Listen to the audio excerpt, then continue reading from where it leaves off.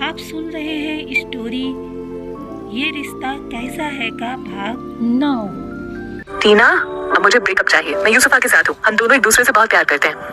प्रणय ने टीना की तरफ अजनबी की तरह देखते हुए कहा, हम दोनों के बीच अब कुछ नहीं रह गया है। अब से हमारे बीच बस बॉस और एम्प्लॉय का रिश्ता है। मैं तुम्हारा बॉस हूँ और तुम मेरी कंपनी की एक एम्प्लॉय हो और कुछ नहीं। टीना को प्रणय की बातों से कोई फर्क ही नहीं पड़ा। उसने कहा, प्रणय मुझे ये भी पता है कि तुम मेरा कॉन्ट्रैक्ट भी नहीं खत्म करोगे, क्योंकि तुम्हें लगता है कि अगर तुम मुझे फ्री कर दोगे तो यूसुफा कभी इस मॉडलिंग इंडस्ट्री में खुद को खड़ा नहीं कर पाएगी। इसीलिए तुमने मेरे लिए ये इवेंट भी रखा है ना? टीना ने पूछा। अभी तुम्हारे स्टेटस के अनुसार ना ये इवेंट तुम्हारे लिए बिल्कुल ठीक है। और हाँ, अब से रोमा तुम्हारी नई मैनेजर है। तुम्हें उसके सारे ऑर्डर फॉलो करने होंगे। प्रणय ने डॉक्यूमेंट्स के कुछ पन्ने पलटते हुए कहा। टीना ने कोई जवाब नहीं दिया। इस वक्त उसे किसी बात का दुख नहीं हो रहा था, बल्कि उसे बहुत गुस्सा आ रहा था।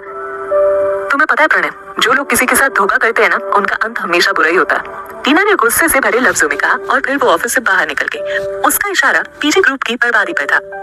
टीना अपने कमरे में लौट आई। वो अभी बैठी हुई थी कि उसकी नई मैनेजर रोमा गुस्से में लाल हुई उसके सामने आकर खड़ी हो गई। तुम्हें पता नहीं है क्या कि अब से मैं तुम्हारी मैनेजर हूँ और तुम मेरी आर्टिस्ट हो और तुम्हें मेरे ऑर्डर्स फॉलो करने हैं? तुम्हें इंडस्ट्री में काम नहीं करना है क्या? तुम्हारी इतनी हिम्मत कैसे हो गई कि तुमने मुझसे इस तरह से बात की? उसकी बातें सुनने के बाद टीना उठ खड़ी हुई और फिर उसके पास जाकर कहा, क्या कहा तुमने अभी? जरा रिपीट करना तो। मैंने कहा कि तुम्हारी हिम्मत कैसे हुई मुझसे इस तरह बात करने की। रोमा ने गुस्से में ये शब्द बोले। जैसे ही उसके मुंह से ये निकला, टीना ने एक जोरदार थप्पड़ उसके गालों पर जड़ दिया। आगे से औकात में रहकर बात करना मेरे से, टीना ने उसे घूरते हुए कहा। रोमा का दिमाग सुन्न हो गया।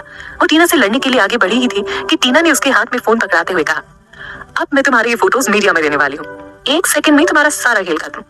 रोमा ने जब तक उन फोटोज को नहीं देखा तो उसे समझ ही नहीं आया कि टीना किस बारे में बात कर रही है। जैसे ही उसने फोन में फोटोज देखे, उसका दिमाग चकरा गया। इन फोटोज में वो एक डायरेक्टर को सेड्यूस करने की कोशिश कर रही थी। रोमा को कुछ समझ नहीं आ रहा था कि आखिर टीना के पास ये फोटोज कहाँ से आई। ये नहीं हो सकता, ये फेक फोटोज भी हो सकती हैं। मुझे पता है कि तुम्हें यूसुफा ने भेजा है, मुझे इससे कोई दिक्कत भी नहीं।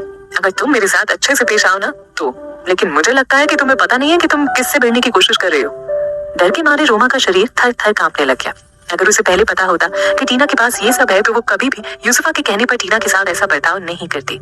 उसकी आंखों से आंसू टपकने लग गए। टीना, आई एम सॉरी, मेरा वो मतलब नहीं था। प्लीज मेरी फोटोज रिलीज मत करना, मैं बर्बाद हो जाऊंगी। प्लीज, तुम जैसा कहोगी मैं वैसा करूंगी अब से। टीना ने उसकी तरफ देखते हुए कहा, मैं तुम्हें सिर्फ एक बार बता रही हूँ कि उनके लिए बहुत सीधी हूँ जो मेरे साथ इज्जत से पेश आते हैं, लेकिन अगर तुम मेरे साथ कोई गेम खेलोगी तो फिर तुम्हारी ऐसी हालत कर दूंगी ना कि दोबारा कभी उठ खड़े होने की तुम्हारी हिम्मत नहीं बचेगी। अब से तुम अपना काम करो और मुझे मेरा करने दो, लेकिन अगर तुमने कभी कुछ इधर उधर किया तो उसके अंजाम के लिए तैयार है ना? मैं समझ गई मुझे क्या करना है और क्या नहीं करना है। टीना का गुस्सा देखकर रोमा की हालत खराब हो चुकी थी। इसके बाद टीना बिल्कुल नॉर्मल हो गई। उसने प्यार से रोमा से पूछा, इवेंट के लिए कब तक जाना है? आप जा रही हैं? रोमा को समझ नहीं आ रहा था कि आखिर टीना क्या करने वाली है। तुम बस बताओ कब जाना है, टीना ने उसकी बात काटते हुए कहा। अभी भी रोमा की आंखों से आंसू बह रहे थे। वो धीरे से उठकर खड़ी हुई और फिर कुछ पल सोचने के बाद धीमे से कहा, अगले बुधवार 26 को। तो तुमसे यूसुफा ने मेरे सारे काम रिजेक्ट करवाने के लिए कहा है? टीना ने कहा। हाँ, तो अभी तक मेरे पास जितने भी क्लाइंट्स के ईमेल आए हैं उन सभी को सबूत के तौर पर सेव करके रखो। मुझे ये सब अगले बुधवार को चाहिए। टीना ने रोमा को ऑर्डर दिया। अगर तुम्हें जरा सा भी दिमाग है तो तुम्हें समझ आ गया होगा कि तुम्हें किसके ऑर्डर फॉलो करने चाहिए, मेरे या फिर यूसुफा के।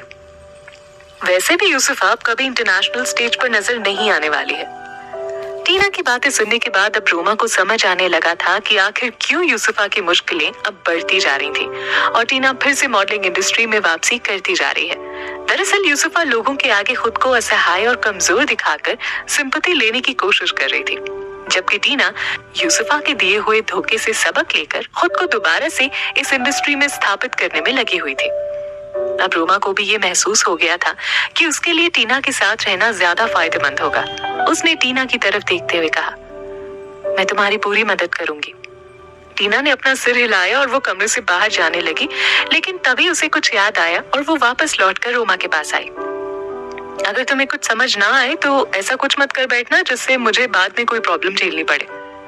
टीना पीजी ग्रुप की बिल्डिंग से बाहर आई। बाहर कार में रितिका उसका इंतजार कर रही थी। रितिका ने जैसे ही टीना को देखा उसका चेहरा उतर आया था। तुम्हारी प्रणय से फिर लड़ाई हुई है ना?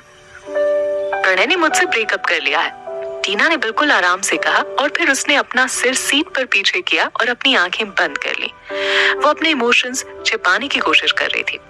थोड़ी देर तक यूं ही शांत रहने के बाद टीना ने रितिका से कहा, पता है रितिका, जब प्रणय ने ब्रेकअप वाली बात कही ना तो उसके चेहरे पर शिकन तक नहीं थी। ऐसा लग रहा था मानो वो ये सब किसी किताब को पढ़ते हुए कह रहा है, और वो 3 साल तक मेरा कॉन्ट्रैक्ट भी नहीं खत्म करेगा। कितना गिरा हुआ आदमी है, उसे भगवान से भी डर नहीं लगता क्या? रितिका ने टीना को अपने गले से लगाते हुए कहा, तुम अब किसी को भी कभी खुद को इतना यूज मत करने देना। और रही बात प्रणय की, तो उसे तो ऐसा सबक सिखाना कि वो कभी किसी के साथ ऐसा खिलवाड़ करने से पहले ना 1000 बार सोचे। रितिका प्लीज मुझे अभी घर ले चलो, मुझे यहाँ बिल्कुल अच्छा नहीं लग रहा, टीना ने बिल्कुल रुआंसी होकर कहा। तुम आराम करो, हम घर ही जा रहे हैं, रितिका ने कहा। टीना को पता था कि प्रणय को मैं कुछ भी कह दूं, लेकिन वो मुझे उस घटिया इवेंट में जाने से नहीं रोकेगा। बल्कि अगर यूसुफा ने उसे कुछ और पट्टी पढ़ा दी तो वो इससे भी गिरी हरकत कर सकता है। इन सब से बचने के लिए मुझे खुद ही कोई ना कोई रास्ता ढूंढ कर निकालना होगा, ताकि इंडस्ट्री में मेरी इमेज अच्छी बनी रहे। रणविजय को घर आते आते रात के 8 बज चुके थे। घर में घुसते ही उसे काफी सन्नाटा सा पसरा मिला। उसे लगा कि टीना भी घर नहीं आई है, लेकिन जैसे ही वो अपने बेडरूम में पहुंचा, वहां टीना को चुपचाप लेटा देख उसे अंदाजा लग गया कि उसका आज का दिन अच्छा नहीं गया है। जैसे ही रणविजय बेड पर जाकर टीना के करीब बैठा, टीना ने तुरंत ही उठकर उसे अपने गले से लगा लिया। तुम्हें अगर रोना आ रहा है तो रो लो, इससे तुम्हें अच्छा फील होगा, रणविजय ने टीना के कंधे पर थपथपाते हुए कहा। रणविजय की बातें और उसका केयर करने का तरीका टीना को बहुत अच्छा लगा, लेकिन उसने खुद को संभालते हुए कहा, रोना? मैं ऐसी फालतू चीजों के लिए नहीं रोने वाली रणविजय, मैंने तुमसे वादा किया था ना। इट्स ओके, तुम रो सकती हो, यहाँ तुम्हें मेरे अलावा और कोई नहीं देख रहा। न जाने रणविजय का प्यार और उसका केयर देखकर, या पिछले 7 सालों में किसी ने भी टीना से इतना प्यार से बात नहीं की, इस वजह से वो बेतहाशा रो पड़ी। रणविजय के कंधे पर सर रखकर वो तब तक रोती रही जब तक कि उसके सारे आंसू खत्म नहीं हो गए। जब वो रोकर शांत हो गई, तब रणविजय ने उसकी तरफ देखते हुए कहा, अब ठीक हो? टीना ने रणविजय को अपनी बाहों में भर लिया। तुमने अभी तक कुछ खाया नहीं होगा ना, चलो मैं कुछ बना देती हूँ। रणविजय ने बिना कुछ कहे धीरे से अपने होठों को ले जाकर टीना के होठों पर टिका दिया और उसे चूमने लग गया। इस वक्त वो टीना को अपने प्यार की गहराई का एहसास कराने की कोशिश कर रहा था। दोनों ने एक दूसरे के होठों को बड़ी शिद्दत से चूमना शुरू कर दिया। इस वक्त दोनों एक दूसरे की सांस की गर्मी को भी महसूस कर रहे थे। टीना, इस बात से ना कोई फर्क नहीं पड़ना चाहिए कि तुम खुश हो या नाराज हो, लेकिन मैं चाहता हूँ कि तुम्हारे हर एक मूड के बारे में ना सबसे पहले मुझे पता हो। मुझे इस बात से कोई फर्क नहीं पड़ता कि बाहर लोग तुम्हारे बारे में क्या कहते हैं, क्या सोचते हैं। मैं बस इतना चाहता हूँ कि तुम जब भी मेरे सामने आओ ना, तो एकदम सच्ची बन के आओ। जो तुम रियल में हो बस वो बन के आओ। हम दोनों को एक दूसरे के साथ इसी तरह से रहना चाहिए, हमारे बीच कुछ भी छिपा हुआ नहीं होना चाहिए, रणविजय ने टीना के आंसू पोंछते हुए कहा। और हाँ, मैंने कल ही तुम्हें किचन में काम करने से मना किया था, अब तुम किचन में नहीं जाओगी। जैसे ही टीना ने देखा कि रणविजय उठकर जा रहा है, उसने उसे पकड़ लिया और खुद को उसकी बाहों में छुपाते हुए कहा, I love you, I love you, please मुझे छोड़ के मत जाना, मुझे गले से लगा लो, मुझे किस करना है तुम्हें। टीना ने रोना बंद कर दिया था। फिर उसने अपने ऊपर से कंबल हटाया और वो रणविजय की गोद में जाकर बैठ गई। बाद में दोनों ने साथ में डिनर किया और फिर साथ में ही शावर भी लिया। इसके बाद रणविजय बेड पर बैठकर कुछ डॉक्यूमेंट्स पढ़ रहा था। वहीं उसके बगल में टीना लेटकर सोने की कोशिश कर रही थी, लेकिन न जाने क्यों आज उसे बिल्कुल नींद नहीं आ रही थी। क्या हुआ तुम्हें? रणविजय ने टीना की तरफ देखकर पूछा। मुझे नींद नहीं आ रही, क्या तुम मुझे कोई बुक पढ़कर सुना सकते हो? टीना ने कंबल के अंदर से बोला। टीना सिर्फ रणविजय के आगे अपने इमोशंस नहीं छिपा सकती थी, यहाँ तक कि वो रितिका के आगे भी अपने इमोशंस छुपा लेती थी। रणविजय के आगे वो बेहद मासूम सी हो जाती थी, वो जहाँ कर भी अपनी भावनाएं नहीं छिपा पाती थी। ठीक इसी तरह रणविजय भी टीना के आगे वैसा नहीं रहता जैसे कि लोग उसे बाहर जानते हैं। अगर रणविजय काम कर रहा हो और उसे कोई बीच में डिस्टर्ब करे तो फिर वो उसकी खैर नहीं करता। इस वक्त वो कोई जरूरी डॉक्यूमेंट पढ़ रहा था, लेकिन अगर इस वक्त टीना के अलावा किसी और ने उसे डिस्टर्ब किया होता तो वो उसके चेहरे पर डॉक्यूमेंट फेंक कर मारता। लेकिन टीना उसकी बीवी थी और रणविजय उसे बेपनाह प्यार करता था, इसीलिए वो बिना कुछ कहे मुस्कुराते हुए उठा और बुक शेल्फ से टीना के लिए एक बुक लेकर आया। वो टीना के बगल में बैठकर उसके लिए बुक पढ़ने लग गया। वास्तव में टीना इसी प्यार की भूखी थी जो कि उसे प्रणय ने कभी नहीं दिया था। कुछ ही पलों में टीना को नींद आनी शुरू हो गई और वो रणविजय की बाहों में सिर रखकर सो गई। इसके बाद अगले दिन टीना की नींद तब खुली जब उसका फोन बजना शुरू हुआ। ये उसकी नई मैनेजर रोमा का फोन था। टीना ने जैसे ही फोन उठाया उसने बड़ी शालीनता से कहा, टीना, मैं तुम्हारे घर पर हूँ, लेकिन वहां सिर्फ तुम्हारी असिस्टेंट थी। मैं वहां से चली आई हूँ। मैं तुम्हें ये बताने आई थी कि जब से प्रणय ने ये अनाउंस किया है कि तुम इस शो में जा रही हो, तब से तुम्हारे फैंस में काफी नाराजगी देखने को मिल रही है। वो कह रहे हैं कि अगर तुम उस इवेंट में जा रही हो तो इसका मतलब ये है कि तुम उसके प्रोडक्ट को सपोर्ट कर रही हो। दरअसल वो कंपनी कुछ नशे वाले प्रोडक्ट्स भी बनाती है, इसीलिए तुम्हारे फैंस नहीं चाहते कि तुम इस तरह की किसी कंपनी का सपोर्ट करो। यूसुफा इस बारे में क्या कर रही है? टीना ने सीधे ही रोमा से पूछा। उसे तो इस बात का इंतजार है कि तुम कब इस शो में जाओ और कब लोग तुमसे नफरत करना शुरू करें। उसने यही सोचकर इस शो को प्लान किया है। तो फिर अब अगले बुधवार को देखते हैं कि लोग किससे नफरत करेंगे, टीना ने कुछ सोचते हुए कहा। और हाँ, तुम फैंस की चिंता मत करो। वो जो कह रहे हैं और जैसा सोच रहे हैं मेरे बारे में, उन्हें सोचने दो। मैं ये सब मैनेज कर लूंगी। यूसुफा को लग रहा था कि उसने टीना को हरा दिया है। वो अब टीना को नीचा दिखाने में सफल हो चुकी है।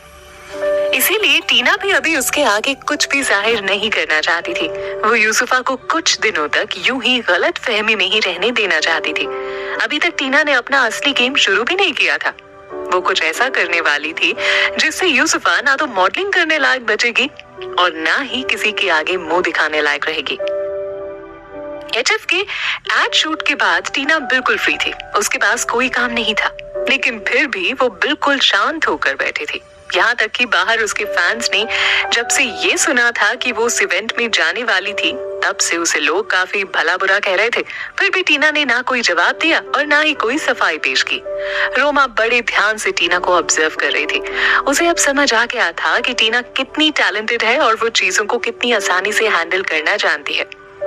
उधर न्यूज में अभी तक प्रणय और यूसुफा का वीडियो टॉप पर चल रहा था। टीना को भी लेकर लोगों के दो मत बने हुए थे। कुछ लोगों का कहना था कि टीना को उस इवेंट में जाने के लिए फोर्स किया जा रहा है। ऐसे में वो टीना से सिंपैथी रख रहे थे।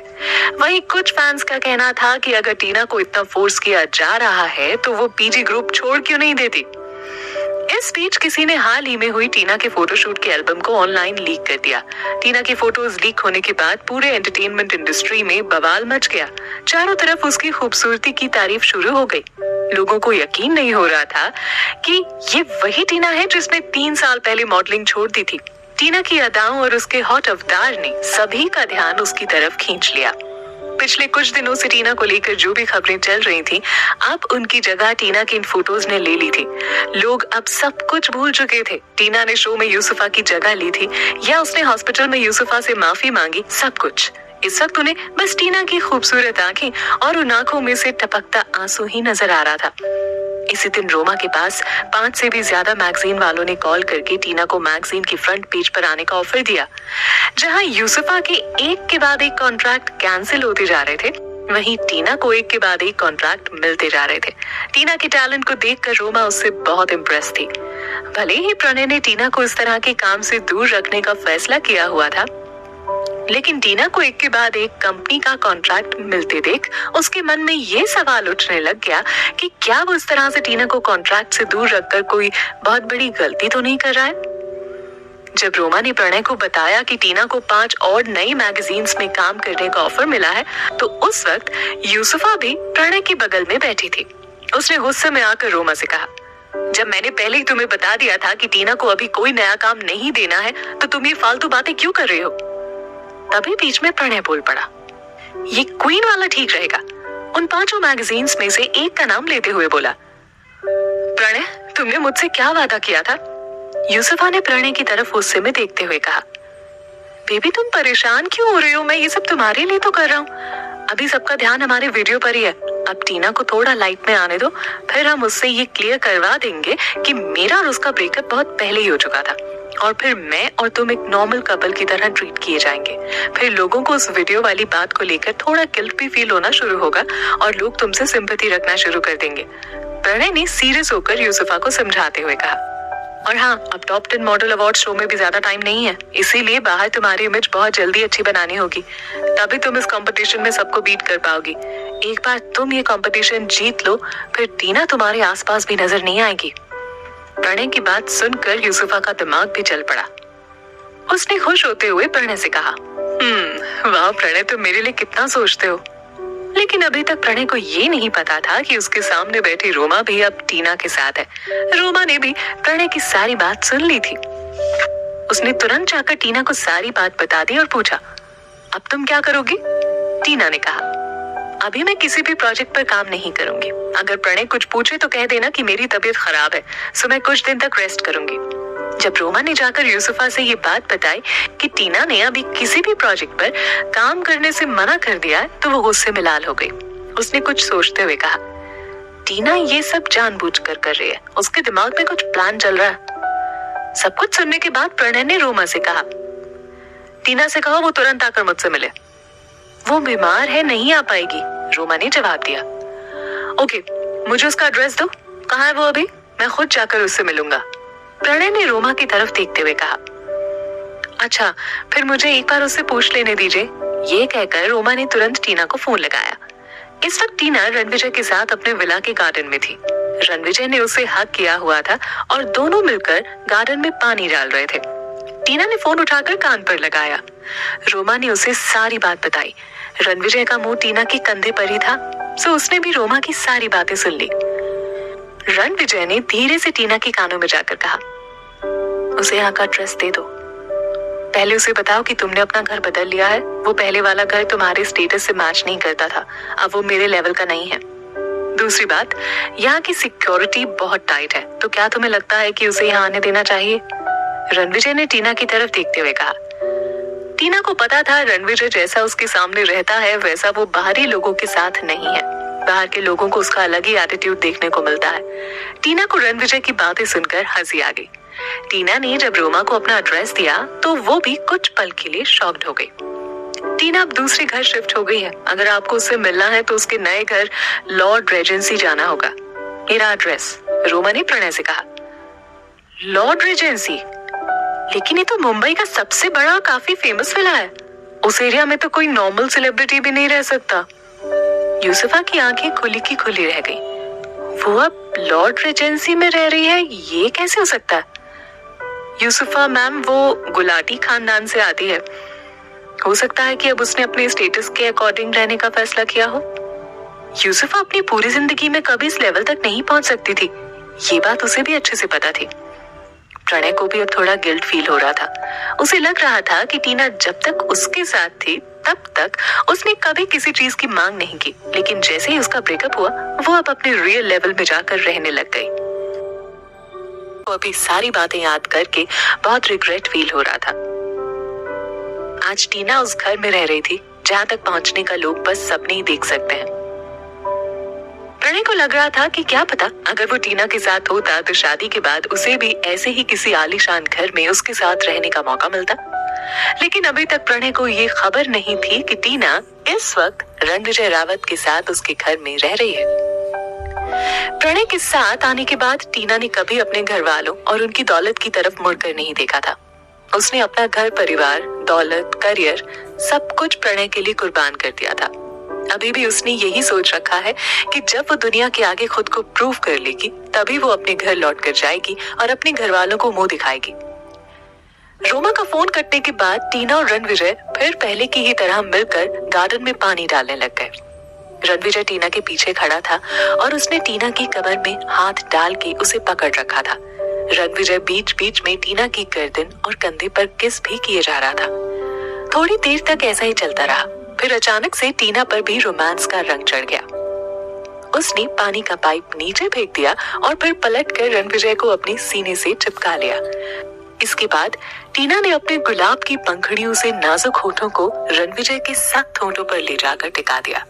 दोनों एक दूसरे के होठों के रस को चूसने लग गए। रणविजय ने टीना को अपने हाथों के बीच जकड़ रखा था और उसे बेहद संजीदगी से चूमे जा रहा था। टीना ने रणविजय पर अपनी पकड़ और मजबूत कर ली ताकि उन दोनों के बीच इंच भर का भी फासला ना रहे। रणविजय ने भी टीना को धकेलकर पास के दीवार से चिपका कर खड़ा कर दिया और फिर उसके होठों और गालों पर बड़ी शिद्दत से किस करने लग गया। इसी बीच टीना का हाथ रणविजय की कमर पर जाकर रुक गया। वो उसकी कमर पर दबाव डालते हुए उसे खुद से सटाने की कोशिश कर रही थी। रणविजय को समझ आ गया था कि टीना खुद पर अपना कंट्रोल खो रही है। उसने टीना की तरफ देखते हुए कहा, इस तरह से करोगी तो तुम्हारी बॉडी का शेप खराब हो जाएगा। टीना शर्म से लाल हो गई। तो क्या करूं मैं, बस किसी करती रहूं तुम्हें। अब मुझसे कंट्रोल नहीं होता, ऐसा लगता है कि तुम मेरे साथ कुछ करना ही नहीं चाहते। टीना ने पलटकर रणविजय को दीवार से सटा दिया और उसके होठों के बिल्कुल करीब जाकर कहा। इस वक्त रणविजय को टीना की सांसों की गर्मी का भी एहसास हो रहा था। जब तुम मेरे एकदम करीब आकर यूं किस करते हो ना, तो उस वक्त मुझसे बिल्कुल कंट्रोल नहीं होता। जी करता है तुम्हें खा जाऊं। टीना ने रणविजय को वासना भरी नजरों से देखते हुए कहा। ओह, तो तुमको आगे भी सब कुछ करना है? रणविजय ने मुस्कुराते हुए कहा। कब करोगे तुम? टीना ने शर्माते हुए कहा। रणविजय ने ध्यान से टीना की तरफ देखा। उसे यकीन नहीं हो रहा था कि इतनी शांत रहने वाली उसकी बीवी सेक्स के मामले में इतनी एक्साइटेड रहती है। दोस्तों, नेक्स्ट पार्ट देखने के लिए चैनल को लाइक और सब्सक्राइब कर लें।